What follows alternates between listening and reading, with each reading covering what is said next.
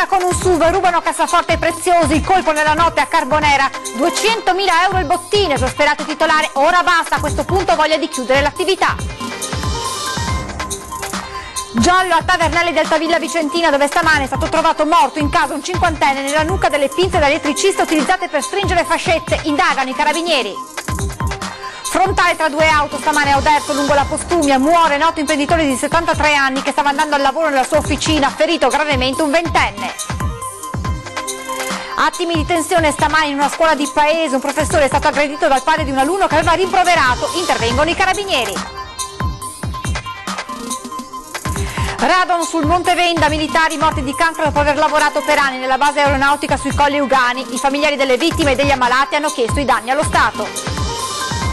Operazione Natale sicuro della Guardia di Finanza di Padova, le fiamme gialle sequestrano 110.000 luci natalizie non a norma per un valore che supera il milione di euro.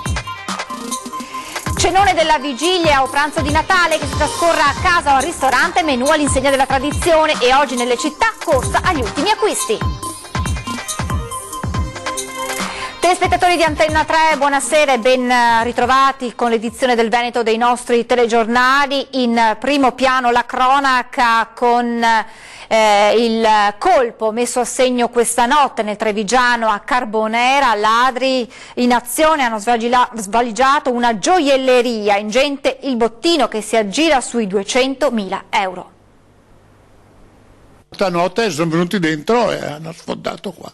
E vede la situazione che siamo, ci ha portato via tutto. Una volta sfondata la porta blindata hanno portato via tutti i gioielli esposti in vetrina, poi hanno deciso di prendere la cassaforte. Svaligiata nella notte in via Roma a Carbonera la gioielleria Roma, a 2 passi dal municipio del paese. Nessuno ha visto o sentito niente, nonostante a poca distanza vi siano locali aperti fino a tardi. C'era la cassaforte là.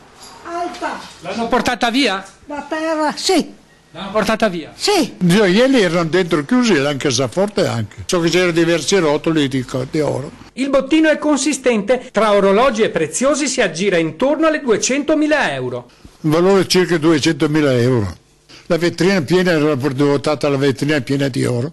I ladri hanno sfondato la vetrina del negozio con un'auto di grossa cilindrata dopo aver neutralizzato l'allarme. Non hanno però tenuto conto della telecamera di videosorveglianza che ha ripreso tutto il colpo. Adesso lo stanno controllando a vedere cosa c'è.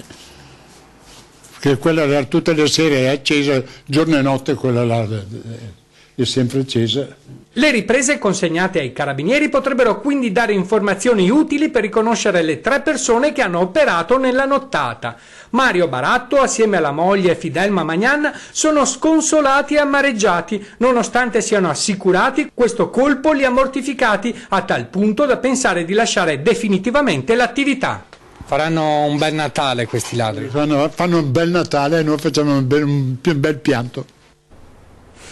Ci spostiamo nel Vicentino con la cronaca con il giallo a Tavernelle di Altavilla, dove stamane è stato trovato senza vita un cinquantenne sotto il corpo dell'uomo delle pinze stringifascette. Giallo a Tavernelle di Altavilla, dove in un appartamento al primo piano di un complesso residenziale in via Lago di Carezza è stato trovato il corpo senza vita di Matteo Di Martino, 50 anni. La tragica scoperta dopo che la madre lo aveva cercato senza avere risposta. Era da ieri sera che lo cercava al telefono che lui non rispondeva. Quindi stamattina, visto che non rispondeva ancora, ha chiamato degli amici di famiglia che probabilmente abitano qua vicino, i quali sono venuti e hanno trovato il cadavere. Riverso per terra il corpo di De Martino e del sangue che subito fanno pensare all'omicidio, poi spunta un biglietto di scuse che apre la strada all'ipotesi del suicidio, anche se ci sono elementi che lasciano aperti dubbi. La porta era accostata ma non era chiusa, ci hanno trovato e quindi si vedeva che c'era qualcosa dentro che non andava bene. Inizialmente sembra che la morte possa essere stata causata da delle forbici forse impiantate nella nuca, poi con l'arrivo del medico legale il corpo viene girato e lì la scoperta, sotto di lui delle pinze da elettricista che servono a stringere le fascette. L'ipotesi a questo punto del decesso sembra quella da soffocamento, ma sarà l'autopsia che dovrà definirlo con certezza e chiarire se Matteo Di Martino possa essersi tolto la vita o se qualcuno lo abbia ucciso. Trasferitosi ad agosto percorso da Vicenza a Tavernelle. Quando è arrivato abbiamo visto che, ha messo queste inferriate nell'appartamento. Di Martino lavorava in una fonderia della zona, molto religioso, era poco conosciuto tra i condomini. Lo vedevamo passare, vedevamo che anche lui passava, salutava, forse anche un po' una persona schiva. Sembrava una persona tranquilla, quindi niente di particolare, perché da poco che abita qua. Tragedia nel Trevigiano a Oderzo, in uno schianto tra due auto perde la vita un noto imprenditore 73enne. Si tratta di Carlo Luigi Borsoi, titolare dell'omonima autofficina. Uno schianto violentissimo e in un attimo si è consumata l'ennesima tragedia della strada. A perdere la vita Carlo Luigi Borsoi, 73 anni, residente a Oderzo, noto imprenditore. Si tratta del titolare dell'omonima autofficina locale. Il frontale è avvenuto questa mattina lungo la Postumia, proprio di fronte ad un distributore di benzina. Ancora da chiarire la causa del drammatico incidente. Ferito in maniera grave anche l'altro automobilista, un ragazzo di 20 anni di Rustignè, ricoverato d'urgenza in ospedale. La vittima questa mattina aveva un appuntamento intorno alle 7:30 e si stava recando al lavoro, che si trova a poca distanza dal luogo del sinistro. All'improvviso lo schianto frontale tra le due utilitarie, incastrati tra le lamiere i due automobilisti. Una camionetta con dei militari che era di passaggio si è subito fermata per cercare di prestare i primi soccorsi. Sul posto sono intervenute una pattuglia della polizia stradale che dovrà chiarire la dinamica dell'incidente, il 118 ed i vigili del fuoco. Carlo Luigi Borsoi era molto conosciuto in città, titolare dell'autofficina, era una persona stimata. Il sindaco di Oderzo, Maria Scardellato, ha preso in mattinata della tragedia. Siamo davvero affranti, ha detto il primo cittadino. Io e l'amministrazione comunale siamo tutti vicini alla famiglia. Restiamo nel Trevigiano, andiamo a Paese, dove questa mattina si sono vissuti attimi di tensione all'interno di una scuola. Un professore è stato aggredito dal padre di un alunno. A Natale non ci voleva, ecco, diciamo che è un brutto episodio che si è verificato questo. C'è amarezza nella voce di Katia Uberti, assessore all'istruzione del comune di Paese, nel commentare quanto accaduto stamani in una scuola del comune trevigiano. Quello che doveva essere un normale colloquio tra genitori ed insegnanti per discutere del comportamento del figlio e della coppia in pochi minuti è degenerato. Cosa sia esattamente successo non si sa ancora. Fatto sta che all'improvviso il professore è stato aggredito dal padre dell'alunno. Attimi di tensione con il docente che ha immediatamente chiamato i carabinieri. Sul posto anche i sanitari del SUEM, ma fortunatamente non è stato necessario ricovero in ospedale. Una vicenda destinata ora a lasciare le aule scolastiche per entrare in quelle del tribunale. La prima comunità è la comunità scolastica, dovrebbe essere luogo di confronto, di dialogo tra persone, tra ragazzi, soprattutto tra adulti. È un cattivo esempio questo che stiamo dando alla nostra scuola. È spiacevole che proprio in ambienti scolastici si verificano questi episodi di violenza. Maxi sequestro della Guardia di Finanza di Padova, sequestrate luci natalizie non a norma. L'operazione è ribattezzata Natale Sicuro. La Guardia di Finanza di Padova ha sequestrato luminarie natalizie non a norma per un valore superiore al €1.000.000. Individuate una serie di attività commerciali che vendevano luminarie considerate pericolose per la sicurezza e la salute. Le Fiamme Gialle hanno ricostruito la filiera di distribuzione sino ad un importatore di nazionalità cinese attivo da anni sul Padovano con clienti in tutto il nord-est. Complessivamente sono state sequestrate oltre 110.000 catene luminose dal valore di oltre €1.000.000. Nella base aeronautica del Monte Venda sui Colli Euganei furono oltre 800 nell'arco di quasi 50 anni militari che vi prestarono servizio. Venivano da molte zone del Veneto, molti morirono di tumore al polmone per l'alta concentrazione di radon presente nella base. Scusate. Di recente un generale è stato condannato in secondo grado. I familiari delle vittime e degli ammalati hanno chiesto i danni allo Stato. Hanno vigilato per decenni sulla nostra sicurezza, con i radar e le antenne radio posizionate sulla cima del Monte Venda, sui Colli Euganei, sorvegliavano il traffico aereo militare nei cieli di tutto il nord Italia e quello civile del nord-est. Tra la metà degli anni 50 fino al 1998 furono circa 800 gli ufficiali e i sottufficiali dell'aeronautica militare in servizio in questa base chiamata Primo Rock, centro operativo regionale dell'aeronautica militare. Una caserma scavata nella roccia, una rete di gallerie che collegava alle sale di controllo, gli uffici e i servizi per i militari che qui a turni operavano H24.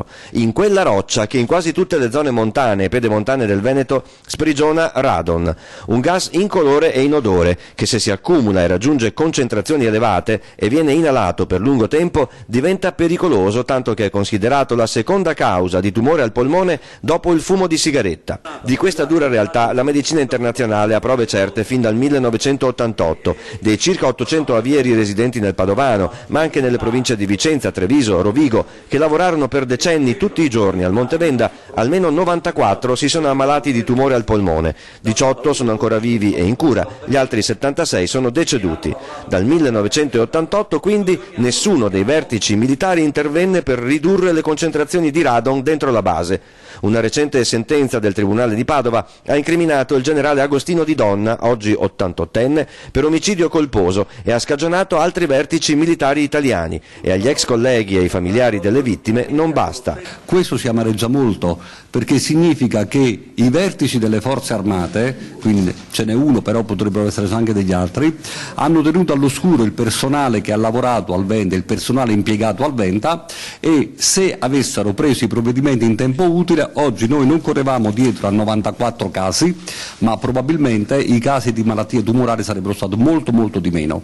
Una gran parte delle famiglie dei 94 ex avieri ammalati di cancro o già deceduti è da tempo in causa con il Ministero della Difesa. La sezione Euganea di Abano Terme dell'Unione Nazionale Sottufficiali Italiani aiuta i familiari delle vittime e degli ammalati non solo nella parte burocratica. Per noi è un Natale triste anche quest'anno, perché anche quest'anno noi faremo visita ai nostri colleghi ammalati. La clamorosa decisione dei vertici dell'Associazione Iesolana Albergatori, l'intero consiglio direttivo e il presidente questa mattina hanno rassegnato le dimissioni. A scatenare la dura presa di posizione la decisione dell'amministrazione comunale di aumentare la tassa di soggiorno. Azione bulgara, tuona il presidente dell'AIA. Una firma dietro l'altra, l'intero consiglio direttivo formato da 13 membri ed il presidente dell'Associazione Iesolana Albergatori rassegna le dimissioni. La durissima presa di posizione arriva dopo la decisione dell'amministrazione comunale di aumentare la tassa di soggiorno. Non so, forse abbiamo sbagliato noi, ma se abbiamo sbagliato noi come associazione, come rappresentanti dell'associazione, ben vengano altri 13 più un presidente che venga a fare ciò che dovrebbe essere stato fatto, perché io non vedo altre soluzioni in questo contesto. Non ho armi, la politica decide, tu subisci, si va avanti così. Una decisione bulgara è stata definita dall'associazione senza nessuna possibilità di dialogo. Non c'è stato dato modo di contrastare o definire un qualcosa di diverso da quello che poteva essere fatto. Una completa disattenzione alle istanze e alle proposte delle categorie, un grave danno all'immagine della città, la reale prospettiva di mettere a rischio posti di lavoro ed ancora la grave prospettiva di ridurre il potere d'acquisto delle famiglie in vacanza. Questi alcuni dei motivi che hanno portato le dimissioni. La risposta del sindaco. Io non capisco la motivazione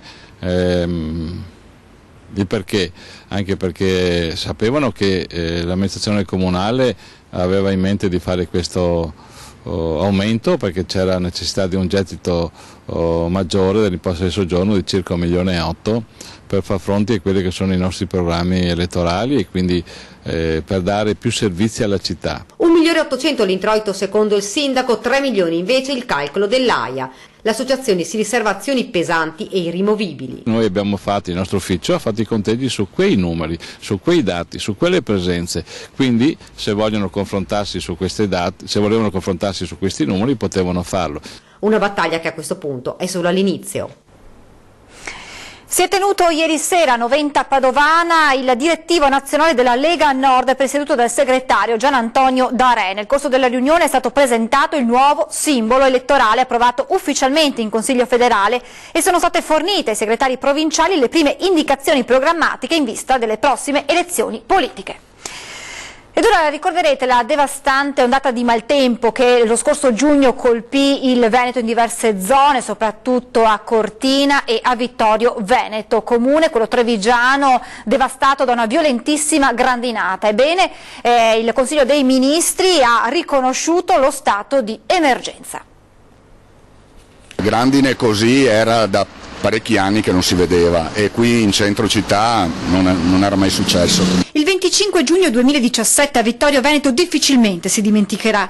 In pochi minuti un violento nubifragio ha colpito tutto il comune, con grossi chicchi di grandine caduti raccontano i cittadini come proiettili, colpendo tetti di abitazioni, coperture di capannoni, auto. Il bilancio pesantissimo. I danni sono stati notevoli, 1,5 milioni circa per i beni pubblici e oltre una ventina, se non ricordo male, per quelli privati, e per cui sarebbe per i privati e per le imprese davvero una boccata d'ossigeno. Ora, per quell'ondata di maltempo, il Consiglio dei Ministri ha riconosciuto lo stato di emergenza. Dalla Regione la notizia è stata accolta positivamente. Questo, dicono da Palazzo Balbi, lascia ben sperare per il ristoro dei danni subiti da persone e imprese. Anche il sindaco Tonon plaude la decisione del governo, anche se subito dopo sottolinea come il riconoscimento debba ora essere accompagnato da un fondo per i risarcimenti. Ben venga questo, purché ovviamente sia accompagnato da un adeguato ristoro per i danni che il comune e i privati hanno subito, se no francamente cambierebbe poco, se non nulla addirittura. Ci fermiamo adesso per qualche minuto di pubblicità, restate con noi, a tra poco.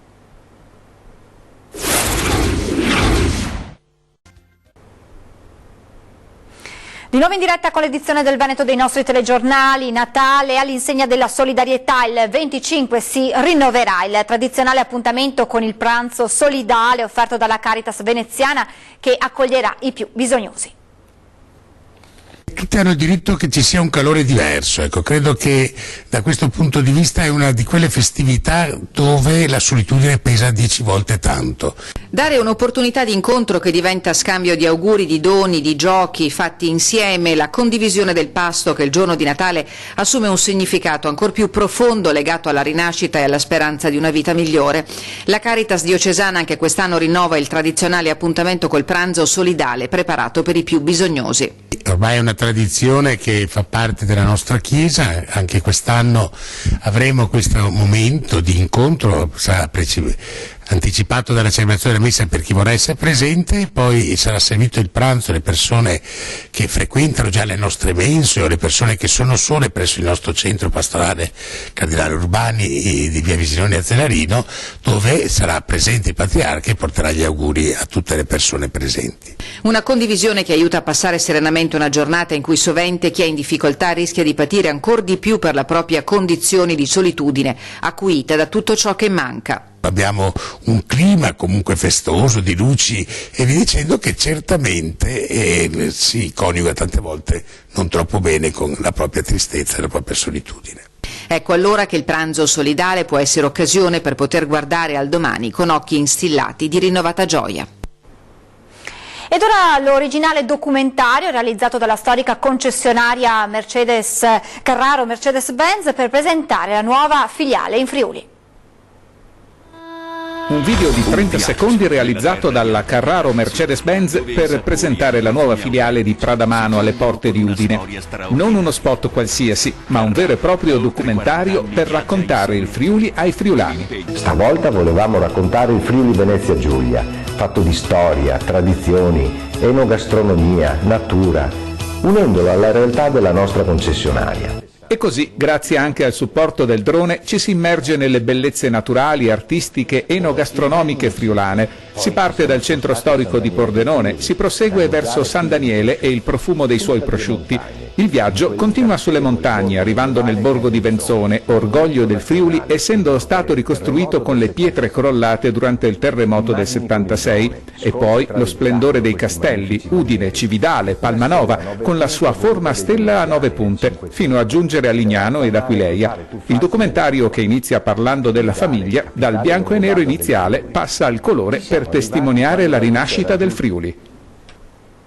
Antivigilia di Natale, piazze e vie dei centri storici presi d'assalto per gli ultimi acquisti. Siamo andati a Padova a vedere com'era la situazione. Sono qui a comprare il cotechino con mia figlia, comunque ho già preso la faraona da fare arrosto, lo stinco di vitello arrosto, le puntarelle per fare un'insalata un po' variegata. Cosa comprate per il pranzo, per il cenone di Natale? Veramente noi non compriamo, siamo i mussi delle nostre madri. Le nostre madri sono in coda.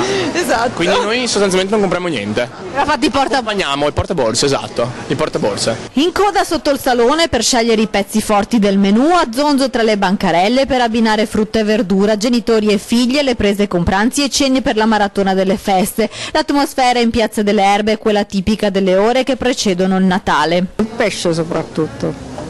Immancabile. Immancabile. Il giorno dopo vado fuori, però solo stasera perché io uso fare la vigilia. Abbiamo prima il lesso, cappone, cotechino, dopo facciamo il brodo e dopo abbiamo i tortellini in brodo. Poi di secondo abbiamo il agnello. E poi arrosto, verdure, dolci, gli acquisti culinari si alternano alla corsa ai regali, ultime ore per scegliere i pensieri e fare i pacchetti. Abbiamo ancora qualcosetta da fare nel pomeriggio. Cosa ha comprato oggi? Qualcosa per i figli e per le nipotine. Quelli sono i regali che non possono mai mancare. Esattamente. Li ho già fatti per tempo. Che Natale è questo? Si spende un po' di più? Beh, mi sembra nella media. Sì. Okay, regali di Natale fatti tutti? No, ovviamente no, tutto l'ultimo. Fatti il 25 novembre. Sei bravo, io meno.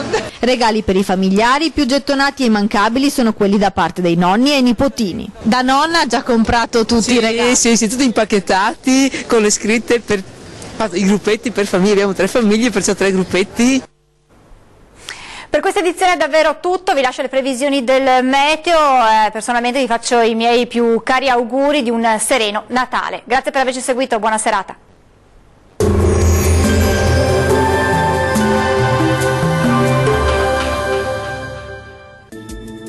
Sarà una vigilia di Natale all'insegna della costante presenza dell'alta pressione e dunque in compagnia di un tempo stabile, sia pure nebbioso, sulle pianure. Vediamo il dettaglio del 24 dicembre. Sul Veneto tempo asciutto, tuttavia con foschie, nebbie e nubi basse, specie al mattino sulle pianure centro-meridionali, ma in rapido dissolvimento. Ampio soleggiamento altrove con cielo sereno o al più con poche nubi sparse.